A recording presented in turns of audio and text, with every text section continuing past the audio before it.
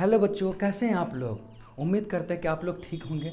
हम लोग ने पिछले क्लास में यहाँ तक देखा था कि कैसे हम लोग सेल कैसे देखते हैं, सब सेल कहाँ पे होता है, फिर इलेक्ट्रॉन कहाँ रहता है, फिर जो इलेक्ट्रॉन रहता है ऑर्बिटल में रहता है तो वो कैसे रहता है, कैसे वो स्पिन करता है, वो हम लोग उसका पूरा बेस देख लिए। अब हम लोग को इससे आगे इसका यूज कैसे होता है उसे देखना है। जैसे इसका यूज देखना कैसे होता है, जैसे कोई रिएक्शन लिखना हो, कोई जो दो एलिमेंट है उसका रिएक्शन हो रहा है तो वहाँ पे कैसे रिएक्शन होता है, कैसे उसका ऑक्सीडेशन नंबर होता है, वो सारे ये इसी के थ्रू होता है। तो इस सब को समझने से पहले हम लोग को एक और चीज़ लिखना होगा, वो इलेक्ट्रॉनिक विन्यास हम लोग को पहले वो समझना होगा। वो हम लोग समझ गए, उसके बाद हम लोग रिएक्शन पे आएंगे।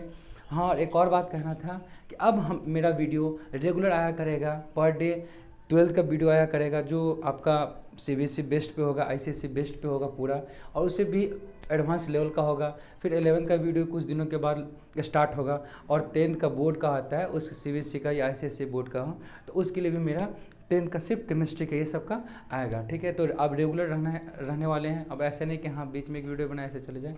अब रेगुलर रहेंगे, आप लोग के साथ रहेंगे, आप लोग को लेके चलेंगे, और हम लोग और आगे सक्सेस करेंगे। ठीक है, तो आप वीडियो को जो लाइक शेयर सब्सक्राइब करें, और जितना से ज़्यादा हो सके आप इस वीडियो को शेयर करें और इस फैमिली को और बड़ा करें, ताकि हम लोग और स्टूडेंट जुड़ सके और ज़्यादा वो लोग नॉलेज ले सके। तो ठीक है, चलिए हम लोग चलते हैं आगे। ठीक है, तो हम लोग ने देखा था कि सेल क्या होता है। हम लोग ने पहले अभी तक क्या क्या देखा था क्या कि सेल क्या होता है। फिर हम लोगों ने पढ़ा सब सेल क्या होता है। ठीक है, फिर हम लोगों ने पढ़ा कि इलेक्ट्रॉन कहाँ पे रहता है, वो हम लोगों ने पढ़ा। फिर देखा ऑर्बिटल क्या होता है। ठीक है, ये फिर हम लोगों ने पढ़ा कि ऑर्बिट क्या होता है, ये सब पूरा पढ़ा। उसका फिर देखा कि जो इलेक्ट्रॉन भी है वो स्पिन कैसे करता है, मतलब इलेक्ट्रॉन का स्पिन कैसे होता है, वो हम लोगों ने वहाँ से ये सब मैंने देखा। ठीक है, तो ये मेरा एक बेस था। इससे ये पता चलता है कि हम लोग आप किसी तरह से पता कर सकते हैं कि इलेक्ट्रॉन कहाँ पे है और किस ऑर्बिटल का इलेक्ट्रॉन है, किस ऑर्बिटल में किस सबसेल का इलेक्ट्रॉन है, हम लोग यहाँ से पता कर लेंगे। और यह हम लोग का ना, अगर देखा जाए तो 10th से ये सब स्टार्ट हो जाते हैं, और 12th में और 11th इसका बहुत यूज होने वाला है आपका कहाँ पे, इन ऑर्गेनिक चैप्टर में होने वाला है। ठीक है, तो आप लोग इसे गौर से देखें और जितना अच्छे से देखिएगा, और पूरा कंसंट्रेशन आपका यहाँ होना चाहिए। ठीक है, चलिए तो हम लोग आप इसके आगे अब हम लोग देखते हैं। जैसे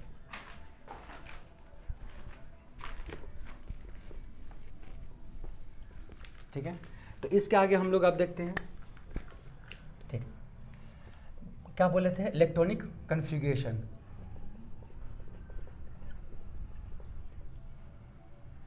इलेक्ट्रॉनिक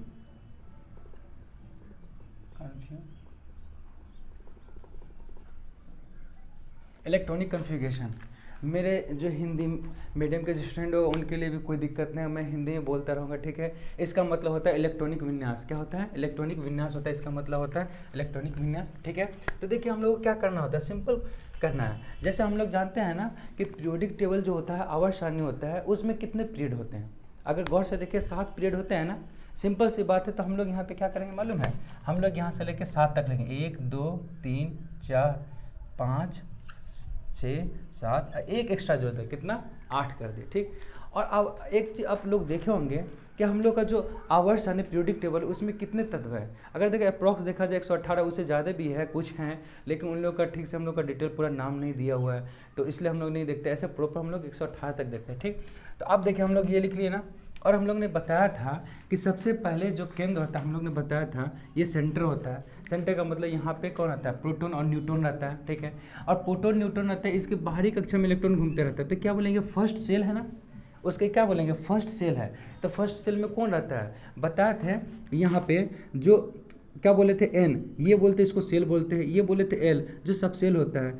सेल होता है 1 2 3 4 से स्टार्ट होता है, और सब सेल होता है ये तुम्हारा 0 1 2 3 से स्टार्ट होता है। जो सेल होता है उसको पहला कक्षा है उसको हम लोग क्या किससे नाम देते, के। जो सेकेंड सेल है उसको हम लोग जानते एल, ऐसे करके एम, ऐसे करके एन देते हैं ना। ऐसे करके सेम ऐसे ही है, ये भी 0 से स्टार्ट होता है, बट ये भी देखिए कितना है, 4 सबसेल है ना। जैसे ये 4 सेल है उसी तरह 4 सबसेल होगा, लेकिन ये स्टार्ट किससे होगा, 0 से स्टार्ट होगा। आप समझ गए। अब जैसे यहाँ पे 0 से स्टार्ट होगा, इसका मतलब क्या, पहला सबसेल की बात कर रहा है। तो पहला सबसेल कौन होता है, स्मॉल एस, दूसरा क्या स्मॉल पी, तीसरा स्मॉल डी, और चौथा स्मॉल एफ। और कुछ नहीं, ये हम लोग का 4 है। ऐसे हम लोग को ये करके यहाँ पे देखना है। तो पहले आप ही खुद देखिए, ये मेरा न्यूट्रॉन और प्रोटॉन है, इसके बाहर में कौन इलेक्ट्रॉन ही तो मूव करता है ना, चक्कर लगाता है। तो ये क्या बोलेंगे, यहाँ से लेके यहाँ तक, देखिए यहाँ से लेके यहाँ तक के बीच का जो दूरी है वो बोलेंगे क्या, फर्स्ट कक्षा का ये दूरी है, मतलब फर्स्ट सेल का वो दूरी है, मतलब ये दूरी है। और ये जो बोले, ये जो लाइन ऐसे देख रहे हैं, ये इसका लाइन क्या है मालूम है, ये इसका लाइन बताता है कि हाँ यहाँ तक इसका ही बाउंड्री है, इसके बाद जैसे ही आगे जाएंगे तो दूसरा सेल स्टार्ट हो जाएगा, इसके बारे में ये कहता है। ठीक है, तो हम लोग देखते हैं। तो जैसे क्या करेंगे, ये क्या बोले हैं, अब देखिए जैसे हो गया, ये क्या हो गया, पहला n/1 मतलब क्या हो गया, पहली कक्षा हो गया। फर्स्ट सेल हो गया, फर्स्ट सेल में कौन है, देखिए n/1, तो फर्स्ट सेल में कौन सा आएगा, सिर्फ s आएगा, s हम पहले लिखा चुके हैं। जैसे फिर बात करेंगे अगला, जब हम लोग दूसरा l मतलब सेकेंड सेल की बात करेंगे तो उसमें कौन आएगा, उसका सबसे बड़ा सब सेल कौन होगा, क्या होगा, देखो दूसरा सेल में कौन होगा, सबसे बड़ा सब सेल p होगा, सबसे बड़ा सब सेल p होगा। तो भाई उसका छोटका भैया आएगा कि नहीं, तो छोटका भैया कौन है, s है। आप समझ में आया ना, अगर हम लोग जो सेल बोल रहे हैं इसका मतलब उसमें वो सबसे बड़ा सब सेल आना चाहिए। जैसे हम लोग बोले दूसरी सब सेल की बात किए, इसका मतलब उसमें कौन आएगा, सबसे बड़ा सब सेल कौन आएगा, तो देखिए p आएगा। तब सबसे बड़ा की बात ही जैसे करें, बिगर सब सेल की बात करें तो उससे छोटा सब सेल आएगा ना, तो उससे छोटा कौन है, s ही है ना। तो देखिए सबसे बड़ा कौन यहाँ पे आएगा, सब सेल कौन है, p है। आप कोई बोलेगा सर p है तो s कहाँ था, देखिए कोई भी सेल हो, स्टार्ट जो होगा कहाँ से, केंद्र से ही स्टार्ट होगा ना। तो इसका जो बोलेंगे, ये देखिए पहला जो सेल था उसका यहाँ से यहाँ दूरी था ना, दूसरा जो सेल उसका देखिए केंद्र से यहाँ तक दूरी है। तो ये जो देख रहे हैं यहाँ से यहाँ, ये सिर्फ ये वाला देख रहे हैं, इसमें कौन रहता है, इसमें रहता है दूसरी कक्षा का सबसे बड़ा सब सेल। तो दूसरी कक्षा का सबसे बड़ा सब सेल कौन है, p। इसका मतलब p यहाँ आता है, तो छोटका भैया कौन रहेगा, तो छोटका भैया सबसे नज़दीक में ही रहेगा ना, किसके नज़दीक, केंद्र के नज़दीक। केंद्र का मतलब न्यूक्लियस के नज़दीक, सबसे नज़दीक यहाँ। आप समझ में आया ना। अब देखिए जैसे हम लोग तीसरी की बात करेंगे, ये कौन सा हो गया, ये m, मतलब क्या होगा, तीसरा सबसेल हो गया, मतलब थर्ड सबसेल हो गया। अब थर्ड सबसेल का सबसे बड़ा सबसेल कौन होगा, थर्ड सेल का सबसे बड़ा सबसेल कौन होगा, d होगा। तो सबसे बड़ा क्या हो गया, सबसेल d होगा। इसका छोटका भैया कौन कौन होगा, s और p होगा कि नहीं। हम क्या बोले हैं, तीसरा सेल मतलब थर्ड सेल, इसका मतलब जितना ये नंबर, एक और चीज़ याद रखिए, यहाँ पे जितना नंबर देखिए ना, समझ जाओ उतना सबसेल होगा। जैसे यहाँ पे कैसे एक लिखे ना, एक नंबर है ना, एक ही डिजिट है ना, इसका मतलब एक सब सेल हुआ। यहाँ पे 2 लिखे ना, तो ये क्या है, मतलब ये दूसरी कक्षा है, मतलब सेकंड सेल है। 2 नंबर कितना लिखा है, 2 है ना, इसका मतलब इधर कितना होगा, 2 सब सेल होगा। कौन कौन, एक s और p। तो पूछेगा लेकिन अच्छा बताओ ये 2 लिखा हुआ है, इसका मतलब सेकेंड सेल हुआ, तो इसका सबसे बड़ा सब सेल कौन होगा, तो बोलेंगे p। अगर ये पूछ दे कि इसमें कितना क्या सबसेल होगा, 2 है तो 2 सबसेल होगा। कौन कौन, s और p। फिर इसी तरह 3 आए, मतलब तीसरी कक्षा में पहुंचे, थर्ड सेल में पहुंचे, तो उसमें कितना सबसेल होगा, 3 होगा। कौन कौन, s p d। अगर वो पूछ दे सबसे बड़ा सबसेल कौन होगा, तो बोलेंगे d। आप समझ में आया। उसके बाद कौन होगा, p। सबसे कम कौन होगा, s। आप समझ में आ गया। तो जैसे मेरा m है, ये थर्ड सेल की बात करेगा, थर्ड सेल की बात मतलब कौन आ जाएगा, इसमें d। अब बोले सर d आ गया तो फिर sp कहाँ गया, तो देखिए बार बार बोले है ना कि हम लोग का कोई भी सेल स्टार्ट हो तो उसका जो दूरी देखेंगे ना, केंद्र से लेके जो बाहर तक है तो वो उसकी दूरी होता है। मतलब तीसरी सेल हुआ कैसे, देखो पहला सेल, ये दूसरा सेल, ये तीसरा सेल, और तीसरा सेल का सबसे बड़ा सबसेल कौन है, डी। दूसरा सेल का सबसे बड़ा सबसेल कौन है, पी। पहला सेल का सबसे बड़ा सबसेल कौन है, तो एस। एक ही एस होता है, इसलिए देखिए सबसे नज़दीक कौन है, एस है केंद्र का। उसके थोड़ा दूरी पे कौन है, पी। और दूरी पे कौन है, डी। आप समझ में आ गया ना। इसलिए कोई भी सेल हो। अब अगली बात करते हैं, जैसे मान लो ये कौन हो गया, KLMN हो गया, मतलब ये चौथी सेल की बात किया ना। तो चौथी सेल में कितना सबसेल, 4 होगा ना। चौथी सेल में कितना सबसेल, 4। तो सबसे बड़ा सबसेल कौन होगा, तो चौथी का देख लेंगे किस कौन होगा, F। इसका मतलब सबसे बड़ा सबसेल कौन है, S। F है सबसे बड़े।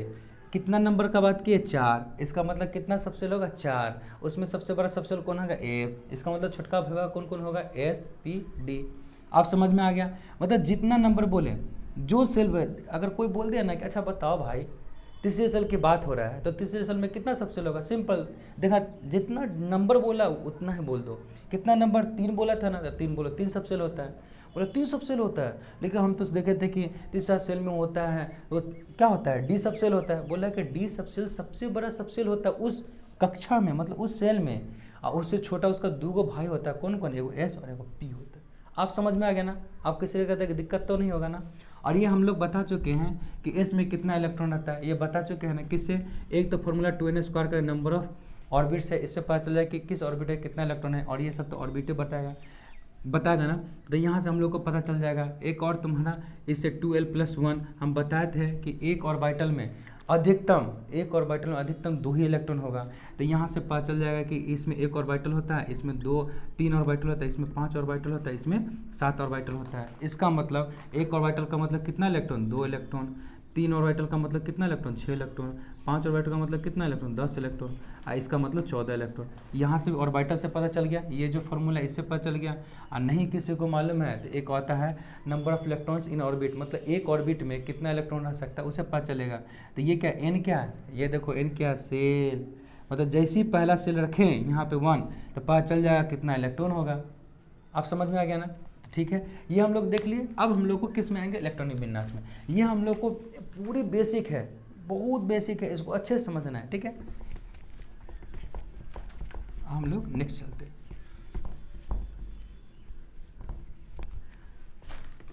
ठीक है, हम लोग ने क्या बताया था, यहाँ पे कितना होता है 8, ऐसे आवर्त कितने होते हैं, पीरियड्स कितने होते हैं, 7 होते हैं ना, 7 होते हैं। हम क्या करें, एक एक्स्ट्रा जोड़ दिए, हो गया। अब देखो ये पहला, इसका मतलब बताया था ना, पहला सेल में कितना सब सेल, 1, इसका मतलब कितना लिखेंगे, 1 लिख दिए।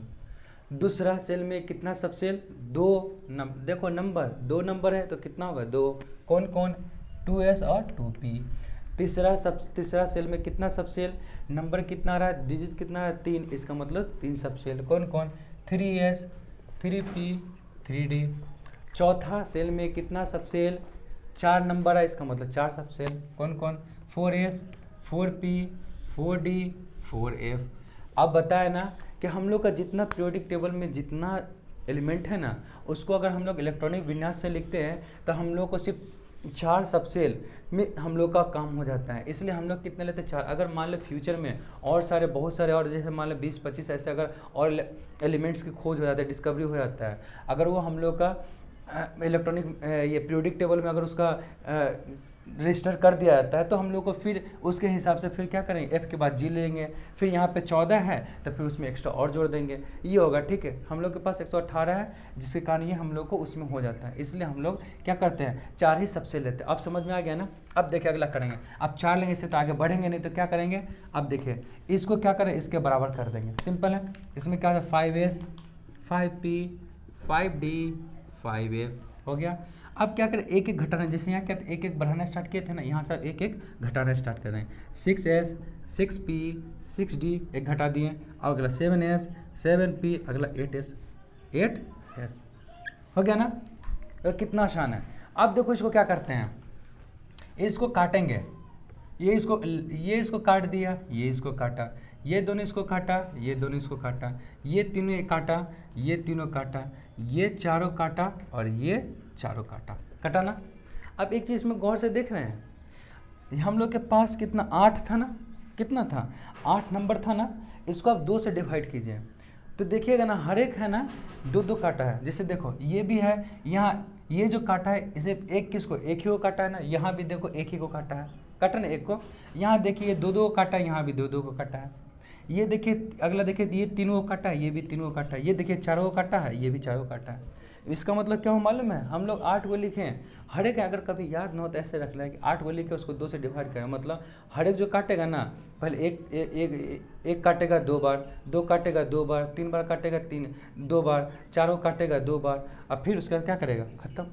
अब समझ में आ गया ना। अब क्या करना मालूम है, देखो गौर से देखना, ये हम लोग मान लेते क्या, इसका मान लेते किसी का मुख मान लेते, जैसे ना ये बंदर बैठा हुआ है, यहाँ क्या बैठा हुआ है, बंदर बैठा हुआ है, यहाँ बंदर बैठा हुआ है, और इसका क्या, ये पूंछ है, कहाँ है ये बंदर, इसका पूंछ है। हम लोग क्या करेंगे मालूम है, बंदर के मुंह से किधर की तरफ चलेगा, पूंछ की तरफ चलेंगे, चलें।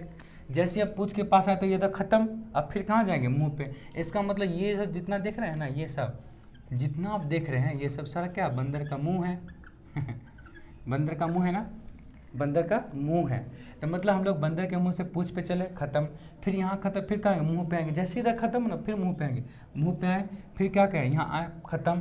फिर यहाँ से हम कहाँ जाएंगे, यहाँ जाएंगे मुंह पे, फिर यहाँ आएंगे, फिर दो को पार करते हुए क्या कर रहा है, दो बंदर यहाँ पे, दोनों बंदर को पार करते हुए यहाँ पूंछ तक पहुँचा। जैसे यहाँ पहुँचा फिर खत्म, फिर कहाँ जाएंगे, ऐसे। इसका मतलब क्या, हम लोग ऐसे ऐसे चलेंगे ना। अब देखो इसको क्या करना है, लिखने का कितना आसान तरीका है। मुंह से बोले तो चलेंगे, तो मुंह से चले 1s, और ऐसे दिखाने का मतलब है ना 1s के बाद जो आएगा ना नेक्स्ट टर्म जो आएगा, इसलिए वो तीर दिखा रहा है, ऐसा मतलब। और इसका मतलब ये नहीं कि हाँ ये ग्रेटर को दिखा, वो नहीं है, ये दिखा रहा है कि 1s, लेकिन अगला जो स्टेप लिखेंगे हम लोग, अगला स्टेप जो बोलते हैं, कैसे सीढ़ी पे चढ़ते हो स्टेप बाय स्टेप, तो इसी ये दिखाते हैं कि अगला स्टेप कौन होगा, उसको दिखाने के लिए हम लोग ये एरो का हम लोग इंडिकेट करते हैं। अच्छा देखो यहाँ जैसे पूछ पे पहुँचे खत्म, फिर कहाँ है, यहाँ से चले नीचे नीचे नीचे, कौन आ गया 2s लिख देंगे, लिख दिए। फिर देखिए 2s जैसे लिख दिए खत्म, फिर कहाँ गए, यहाँ से ऐसे ऐसे चलते आएंगे, फिर यहाँ से ऐसे ऐसे ऐसे आएंगे, 2p आ गया ना, फिर 2p ले, उसके बाद 3s लिखेंगे, 3s लिख, क्या लिखेंगे 2p, फिर 3s लिख दिए, हो गया ना।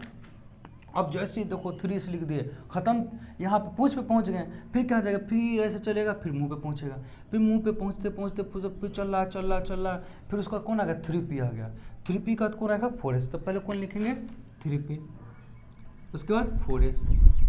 अब तो आप लोग समझ गए कैसे हो रहा है ना। देखिए खत्म हो रहा है, जैसे पूछ खत्म फिर मुंह पे पहुंचा, पूछ खत्म फिर मुंह पे पहुंच रहा है। जैसे ही मेरा देखो ये खत्म हो गया, उसका कहाँ आएंगे, फिर हम 3D आएंगे, उसका कौन है 4p, 5s, फिर 4d, 5p, 6s से लिखेंगे ना, ऐसे करके लिखेंगे। यहाँ पे हम लोग 3D इधर जगह नहीं है, इसलिए हम लोग फिर यहाँ से स्टार्ट कर देंगे। देखो 3D है, उसका 4p है, उसका क्या है 5s, आप लोग खुद से लिख सकते हैं आप 4d, 5p, 6s, 4f, फिर 5d, 6p, 7s, 5f, 6d, 7p, 8s। कितना आसान है ना, बहुत आसान। ऐसे समझना, और कुछ नहीं है। ऐसे लिखिए, देखिए इसको डिवाइड कीजिए, कितने से कितना है, देखिए 8 है ना, 8 है, इसका डिवाइड कीजिए कितना से 2 से, जैसे 2 से डिवाइड कीजिए तो क्या होगा 4 भाग में बढ़ जाएगा। मतलब देखिएगा 4 भाग कहने का मतलब समझ रहे क्या, ये दोनों एक काटा एगो हुआ, ये दोनों दो काटेगा, दो को पूरा संख्या हो गया, ये फिर ये क्या करेगा 2 काटेगा, तीसरी संख्या होगा, ये दोनों काटेगा। मतलब देख रहा है 2 करके काट रहा है ना, आप समझ में आ गया ना। अच्छा ठीक है, एक और चीज़ आपको बताएं, देखिए गौर से, हम लोग का उपकक्षा कौन था, हम लोग जो एल मेरा उपकक्षा था ना, सबसेल था ना, कौन था, S, P, D, F। S में कितना इलेक्ट्रॉन था मालूम है, पहले S में ऑर्बिटल कितना था, 1, क्या है ये, क्या है ऑर्बिटल, 1 ऑर्बिटल था, इसमें कितना ऑर्बिटल 3 ऑर्बिटल, इसमें कितना ऑर्बिटल 5 ऑर्बिटल, और इसमें कितना ऑर्बिटल 7 ऑर्बिटल। एक गौर से देख रहे हैं क्या, यहाँ पे कितना का अंतर हो रहा है, +2 का, यहाँ पे कितना का अंतर हो रहा है, +2 का, यहाँ पे कितना का अंतर हो रहा है, +2 का, देख रहे हैं +2 जो अंतर हो रहा है ना। एक और दिखाते हैं, देखिए हम बताए ना कि एक ऑर्बिटल में कितना इलेक्ट्रॉन रह सकता है, बताए थे एक ऑर्बिटल में अधिकतम मैक्सिमम 2 इलेक्ट्रॉन ही रह सकता है। इसका मतलब एक ही ऑर्बिटल तो 2 इलेक्ट्रॉन।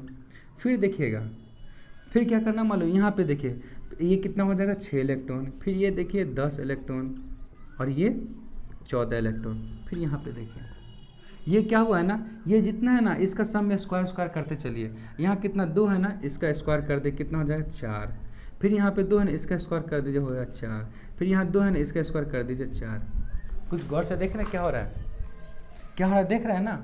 ये हम लोग का क्या है, सबसेल है, क्या है सबसेल है। कौन कौन SPDF है, हम लोग जान गए कि उसका ऑर्बिटल कितना, हम लोग को ऑर्बिटल निकालने आता है। कैसे निकालेंगे, 12+1 से निकाल लेते हैं ऑर्बिटल।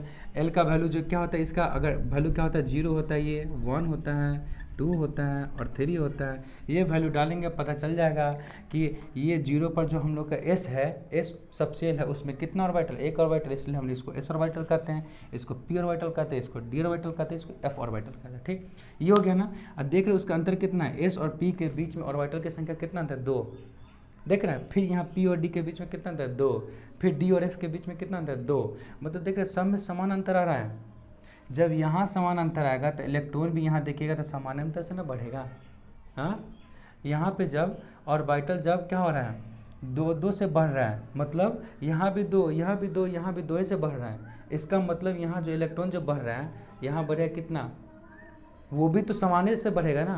तो यहाँ पे कितना, इसका स्क्वायर कर दो, इसका स्क्वायर फिर यहाँ कर दो, इसका स्क्वायर कर दो, वही सेम बढ़ रहा है। आप समझ में आ गया ना, देख रहे हो क्या, सब एक दूसरे से रिलेट है। ठीक है, अच्छा ठीक है, चलो अब ये हो गया ना। आप लोग समझ गए कैसे लिखते हैं, ये भी आप समझ गए कैसे लिखते हैं। आप देखिए हम लोग क्या करते हैं,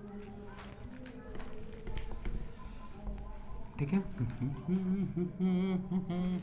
अच्छा ठीक है, आप लोग एक चीज़ जरूर कीजिए, क्या मालूम है, पीरियोडिक टेबल में जितने एलिमेंट है ना, कम से कम आप 30 तक जरूर रिमेंबर कर लीजिए। 30 तक रिमेंबर करना बहुत कंपलसरी है। तो आप न किसी तरह का रिएक्शन लिखने का अधिकांश रिएक्शन लिख सकते हैं, ठीक है। नहीं तो फिर आपको दिक्कत होगा कि समझें, हाँ, जब तक आपको याद ही नहीं रहेगा कि किसका ये क्या बोलते हैं, परमाणु संख्या कितना है, एटॉमिक नंबर कितना है, तो हम लिखेंगे कैसे हैं। तो इसलिए हम लोग को जानना बहुत ज़रूरी है, ठीक है। तो आप ना इतना तो हम श्योर है कि आपको 30 तक होगा, नहीं होगा तो आप 30 तक, कल तक 1-2 दिन के अंदर तक 30 याद कर ले, ठीक है। तो कम से कम 10 तक तो याद होगा ना। देखिए हम लोग कैसे लिखते हैं इसको, जैसे आप लिखने का, कितने लोग को नहीं आता हो वो लिख ले, कितने को आता है तो समझने की कोशिश करें, ठीक है। और शांत थोड़ा रहे, ठीक। और जितना ज़्यादा से ज़्यादा हो सके वीडियो को आप बहुत फैलाएं, इसको बहुत ज़्यादा फैलाएं, सब्सक्राइब खूब करें, बहुत ज़्यादा सब्सक्राइब करें, बहुत लाइक करें, जितने दोस्त उसके पीछे फैलाएं। देखिए कैसे हम लोग कंसेप्ट दे रहे हैं, प्योर केमिस्ट्री आपको मिलेगा। ऐसा केमिस्ट्री बहुत कम जगह मिलेगा। हम भी बोल रहे हैं कि मिलेगा, लेकिन बहुत कम जगह मिलेगा। और ऐसे बहुत कम आपको समझा पाएंगे कि ऐसे कैसे कैसे हो रहा है। देख रहे हैं, एक दूसरे को रिलेट करके चल रहे हैं कि कैसे हो रहा है, ठीक है। और प्योर यहाँ पे आपको 10th का, फिर आप केमिस्ट्री जो आप 10th का एग्जाम होगा उसके लिए, 10th का CBSE हो या ICSE हो, उसके लिए हम लोग उसका भी अब वीडियो अब रेगुलर आना स्टार्ट हो जाएगा 1-2 दिन के अंदर से। फिर 11th का वीडियो भी आना स्टार्ट हो जाएगा केमिस्ट्री का। और फिर अब 12th का रेगुलर अब हो जाएगा, पर डे आपको केमिस्ट्री का वीडियो मिलेगा। तीनों 10th, 11th, 12th तीनों का मिलेगा। इसलिए आप जितना ज़्यादा से ज़्यादा हो सके आप मेरे चैनल को ग्रो कीजिए। ये हम मेरा ही नहीं, आप ही लोग का, जितने इसे ग्रो कीजिए उतने आपके दोस्त लोग देखेंगे, उतने और अच्छा होगा, मेरे लिए भी अच्छा होगा, मोटिवेट मिलेगा, ठीक है। समझ रहे हैं ना, ठीक है। चलिए, ऐसे हाइड्रोजन का परमाणु संख्या कितना होता है, कितना होता है एटॉमिक नंबर 1। इसका मतलब क्या लिखे, 1 लिखे। इसका मतलब इसमें भरेंगे, हम बताया ना, इसमें कितना इलेक्ट्रॉन, 2। तो अब यहाँ पे क्या कीजिए मालूम, यहाँ पे 2 कर दीजिए, इसको 2 कर दीजिए, पी में कितना 6 इलेक्ट्रॉन कर दीजिए, इसमें 2 इलेक्ट्रॉन कीजिए, इसको 6 कीजिए, इसमें 2 इलेक्ट्रॉन, इसको 10 इलेक्ट्रॉन कीजिए, इसको 10 इलेक्ट्रॉन कीजिए, इसमें 14 इलेक्ट्रॉन होता है, इसमें 2, पी में कितना इलेक्ट्रॉन होता है, 6 इलेक्ट्रॉन होता है, इसमें कितना 10 इलेक्ट्रॉन, इसमें कितना 2, इसमें 6, इसमें 6, इसमें 2, इसमें 14 इलेक्ट्रॉन, इसमें 10 इलेक्ट्रॉन, इसमें 6 इलेक्ट्रॉन और इसमें 2 इलेक्ट्रॉन। ये भर दिया ना। अब देखिए कैसे लिखेंगे इसका, ये सब कितना, ये जो ऊपर में जितना पावर लिखा सब क्या है, इलेक्ट्रॉन की संख्या को बताता है, नंबर ऑफ इलेक्ट्रॉन्स को आइडेंटिफाई करता है कि किस सब सेल में कितना क्या इलेक्ट्रॉन है, ठीक है। अब हमको कितना इलेक्ट्रॉन चाहिए, हाइड्रोजन का जो एटॉमिक नंबर होता है ना, वही उसका इलेक्ट्रॉन की संख्या बताता है। तो यहाँ पे कितना है, एटॉमिक नंबर परमाणु संख्या 1 है, इसका मतलब इसका इलेक्ट्रॉन की संख्या 1 है। हम लोग का अब इलेक्ट्रॉन विन्यास के थ्रू लिखना है, मतलब इलेक्ट्रॉनिक कॉन्फ़िगरेशन के थ्रू लिखना है। कैसे लिखेंगे, 1 S पहले आ गया, S में कितना अधिकतम इलेक्ट्रॉन होता है, S में कितना होता है अधिकतम, 2 होता है, तो मिनिमम कितना होगा, 1, मिनिमम तो 1 ही होगा ना। P में तो P में अधिकतम इलेक्ट्रॉन, जैसे S में अधिकतम इलेक्ट्रॉन 2 हुआ, मैक्सिमम कितना हुआ 2 हुआ, और मिनिमम कितना हो जाएगा, अगर इसका देखा जाए मिनिमम तो कितना होगा 1। पी में अधिकतम कितना होता है, मैक्सिमम 6 होता है, मिनिमम कितना होगा 1। डी में मैक्सिमम 10 होता है, मिनिमम कितना होगा 1। एफ में मैक्सिमम होता है 14, मिनिमम कितना होगा 1, होगा ना। इसका मतलब क्या हो गया, इसको कितनी इलेक्ट्रॉन की जरूरत है, 1। और इसके पास कितना इलेक्ट्रॉन होता है, 2। 1 तो दे सकता है ना, 1 दे दिया, हो गया कि नहीं, 1s1 हो गया। हीलियम का देखिए 2। अब देखिए यहाँ पे क्या करते हैं, 1s लिखें, इसका एटॉमिक नंबर कितना है, 2। एटॉमिक नंबर का मतलब number of electrons, atomic number का मतलब number of electrons equal to number of protons, दोनों होता है। ये कब होगा, जब ये जो एलिमेंट है वो तुम्हारा न्यूट्रल होगा। न्यूट्रल का मतलब समझते हो ना, उस पर किसी तरह का चार्ज नहीं होना चाहिए। जैसे यहाँ पे ये जो मेरा लिखा हुआ है एलिमेंट लिखा है, इस पर किसी तरह दिख रहा है प्लस माइनस, ऐसा कुछ दिख रहा है नहीं ना, इसका मतलब क्या है, ये तो न्यूट्रल है, जिसको उदासीन बोलते हैं। इसलिए वहाँ पे इलेक्ट्रॉन और प्रोटॉन बराबर है, इसका मतलब ये जितना होगा वो उतना होगा, ठीक। ये हम लोग समझ गए, ठीक है। अब देखें, पहले इसको हम मिटा लेते हैं, अब ये लिखते जाइएगा, ठीक है। अब देखें क्या, इसका कितना है, एटॉमिक नंबर कितना है 2, इसका मतलब इलेक्ट्रॉन की संख्या कितना है यहाँ पे 2, तो हम लोग को कितना लेना है 2। हम लोग जानते हैं कि एस में कितना अधिकतम इलेक्ट्रॉन होता है 2 होता है, इसलिए हम यहाँ पे 2 इलेक्ट्रॉन दे दिए। इसको दुइयों को चाहिए था और इसके पास एकदम 2 होता है, 2 दिए, इस इसके बराबर हो गया ना। यहाँ जितना उतना इलेक्ट्रॉन यहाँ हो गया, गिन लेंगे जितना इलेक्ट्रॉन यहाँ है ना उतना इलेक्ट्रॉन यहाँ होना चाहिए। ये होता है इसका इलेक्ट्रॉनिक कॉन्फ़िगरेशन, इलेक्ट्रॉनिक विन्यास। अब कौन है, लिथियम है, इसका परमाणु संख्या 3 होता है। क्या लिखेंगे 1s2 तो लिखेंगे। अब ये आ गया, अब जैसे ये खत्म हुआ तो आगे बढ़ेंगे ना, आगे बढ़ेंगे कि 2 हो गया। अब इसको और कितना इलेक्ट्रॉन चाहिए, 3 इलेक्ट्रॉन लेना है, 2 इलेक्ट्रॉन मिल गया, अब 1 इलेक्ट्रॉन चाहिए। और बता चुके हैं एस में अधिकतम 2 इलेक्ट्रॉन होता है, तो कितना मिनिमम इलेक्ट्रॉन दे सकता है, तो 1 दे सकता है। इसको 1 की जरूरत है, 1 ले लिया। देखो 2 और 1 3 हो गया, इसको गुना मत कीजिएगा, ये क्या है 2 और +1 3 इलेक्ट्रॉन, यहाँ 3 इलेक्ट्रॉन हो गया। अब देखेंगे बेरिलियम 4 होता है, 1s2 2s। अब यहाँ पे कितना इलेक्ट्रॉन चाहिए, एस में अधिकतम 2 इलेक्ट्रॉन होता है, और इसको कितना इलेक्ट्रॉन और चाहिए, 2 इलेक्ट्रॉन और चाहिए, तो इसे 2 इलेक्ट्रॉन ले लेगा। 2 + 2 कितना हो गया 4, 4 हो गया कि नहीं। अब और देखते हैं, बोरोन 5 होता है, हुआ ना, हुआ। अब देखिए यहाँ पे कैसे होगा, फिर 1s2 2s2 4 हो गया, इसको चाहिए 5। अब कितना इलेक्ट्रॉन की कमी है, 1 इलेक्ट्रॉन की कमी है। हम लोग कहाँ जाएंगे, उड़ते उड़ते यहाँ से ऐसे ऐसे उड़ते हैं, खट खट खट खट खट खट यहाँ पहुँच जाएंगे। कहाँ पहुँच गए, 2p पे पहुँचे, 2p। बताए ना अधिकतम इसके पास इतना होता है, मिनिमम कितना होता है 1, और इसको जरूरत कितना है 1, इसलिए 1 यहाँ पे दे दिए। 2 2 4 1 5, 5 इलेक्ट्रॉन हो गया। फिर आगे किस पे, कार्बन पे, कार्बन का 6 1s2 2s2 2p। अब इसको कितना चाहिए, बोले हैं ना कि मिनिमम 1 होता है, तो उससे ज़्यादा तो 2 होगा, 3 होगा, 4 होगा, 5 होगा, अधिकतम 6 होगा। तो ये क्या करेगा, 2 और ले लेगा। इसका कितना हो गया, 2 2 4 6 हो गया। फिर उसके बाद चलते हैं नाइट्रोजन, क्या लिखेगा 1s2 2s2 2p3। होगा कि नहीं होगा, होगा ना। ऐसे करके आप लिखिए कि नहीं लिखिएगा, लिख लीजिएगा ना। अच्छा चलिए, यहाँ तक है ना, हम लोग को अगर चलेंगे यहाँ तक तो कोई दिक्कत नहीं है। अब हम लोग क्या करते हैं ना, डायरेक्ट आप लिखने की कोशिश कीजिए, कितना आसान है। और हम डायरेक्ट अब किसका दिखाते हैं मालूम है, अब चलिए 24 का दिखाते हैं, ठीक है। ये तो आप लिख लीजिएगा आसानी से। अब देखिए हम लोग 24 का दिखाते हैं। 24 कौन है, कौन है 24, क्रोमियम। क्रोमियम का होता है 24। कैसे लिखेंगे, 1s2 यहाँ लिखते हैं, यहाँ थोड़ा जगह कम है इसलिए लिखते हैं यहाँ से 1s2 2s2 2p6। कितना हो गया 10।